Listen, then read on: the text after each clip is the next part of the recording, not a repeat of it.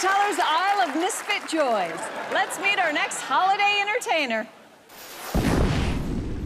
I'm Asi Wind. I'm originally from Israel, and I now live in New York City. My two biggest passions are painting and magic. Matisse said that the most difficult thing to paint is a rose, because everyone has done it.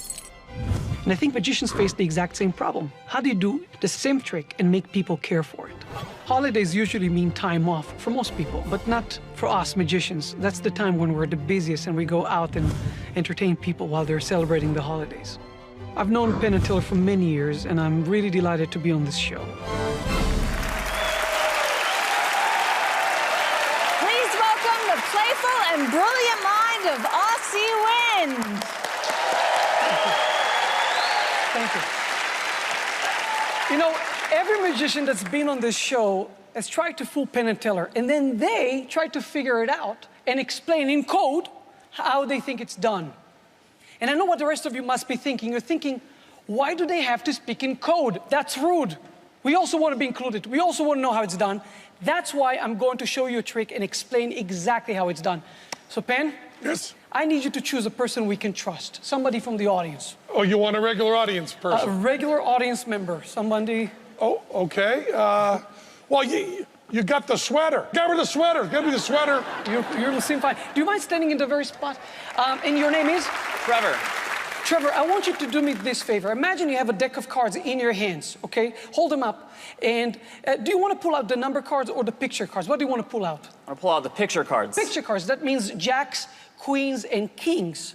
Do you want jacks, queens, or kings? Kings. Oh, kings?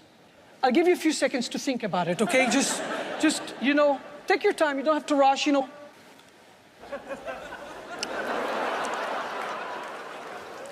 Is it still a king? I still like kings, yeah. You still like kings. Hearts, clubs, diamonds, or spades? Spades. The king of spades. Do you want to change your mind? One last second you have. Yeah. Different suit? What suit do you want to make King it? of clubs. King of clubs. Twist in this, it's dramatic. Okay, twist. I have a wooden box, and inside I keep a deck of cards. Now you start with the king of Spades. and you switch to king of clubs. Very, very, very interesting. Because I have, as I told you, a deck of cards. Before the show, backstage, I went through the deck and I removed one card from the middle and reversed it. And it could have been any one of these, obviously, anyone that you named. But you named the king of clubs. And I'll show you every single card, every one of these, except for one card in the middle is the king of clubs. No.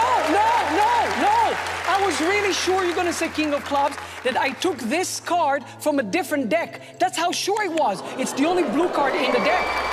No. I was really sure. I don't have any other card but the king of clubs. It's the only card I have here. These are all blanks. Every one of these cards is a blank card. This is the only option, the only card you could have named. And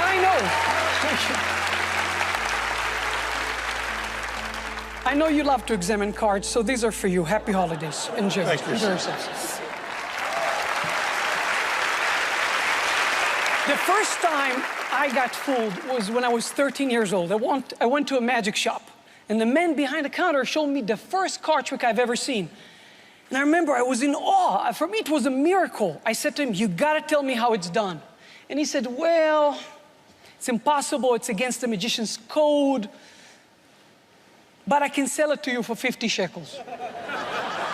I said, okay, I'm buying it. I bought the trick, learned it, and years later, I realized that even though I learned a great trick, I lost something in that store. I lost the mystery. I could never see the trick again. So I'm going to explain this trick to you, but keep in mind that once I show you how it's done, you can't unknow it. Do you still want to know how it's done? It's going to be 50 shekels a person. All right, it's the holidays, it's on the house. So first things first, you have to remember that everything on stage is a part of the illusion. Nothing is innocent, nothing is as it seems, because my goal is to create a moment that has no explanation. No explanation. So the first question you want to ask yourself is, why did I place the cards inside a wooden box and not just right on the table? I did it because I had to. So let's replace this box with a similar box made of clear plastic. And it's very, very similar, but what's special about it is that when you open the lid, it lifts the bottom with it, okay? So there's a little bit of a path. Also, there are magnets on the bottom of this box, and this table has a trap door. So when I place it right above the trap door, when I open it, it will open the trap door with it, and you can see that inside there's decks of cards. Yes, decks of cards inside. Now, at some point, if you remember, I was drinking. Why did I drink? I did not have to drink. I drank because I had to for the trick to work.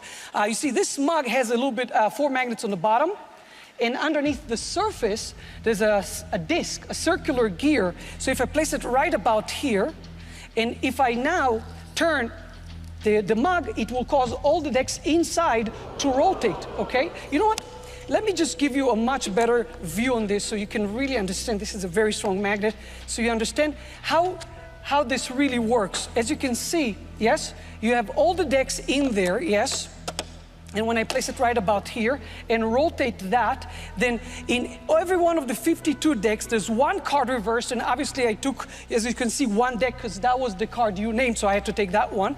And every other deck has 1 card reversed. Do you see how this could help you with the trick? I wanted you to feel for a brief moment what it's like to be on my side of magic. For a brief moment to enjoy the part that I find beautiful. But I did not want you to pay the price I paid. When I lost the mystery, I could not see the trick again. I made a choice. I chose to learn the secrets, but you didn't. And I can't make that choice for you. That's why I told you at the very beginning that everything on stage is a part of the illusion. Nothing is innocent.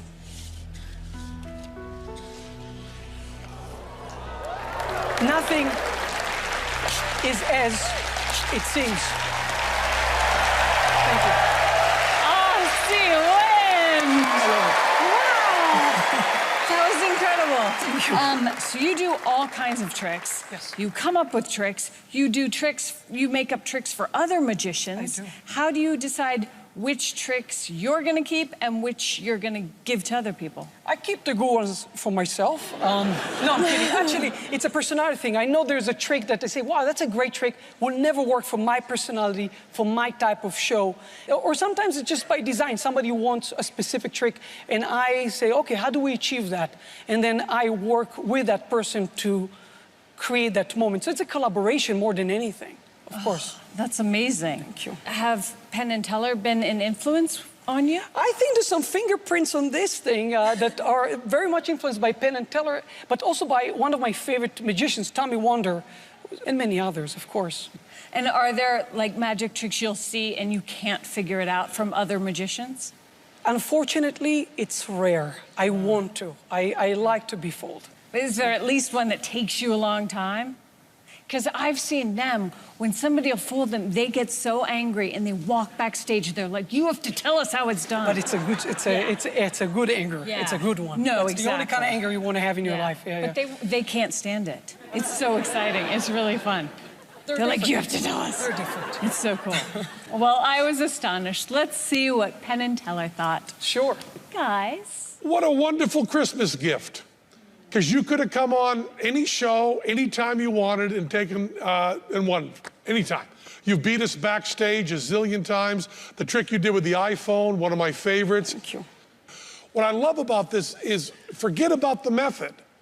We could not predict the plot of it. You know, we did not smell the two-dimensional picture coming, none of that. Even as you're watching the trick, you can't even predict the plot of it, let alone how you did it. I can't think of other magicians that can do that. You just have such fabulous ideas. And I want to make very clear to people that we're giving a special trophy for the holiday season, but if you wanted to come on any show, anytime you choose, you can fool us. You are the best. So here's a present for you. Here's our holiday trophy.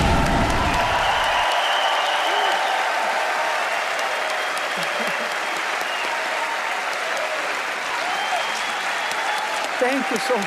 Thank you so much. Thank you. Thank you so good. Thank you so much. Aussie wins!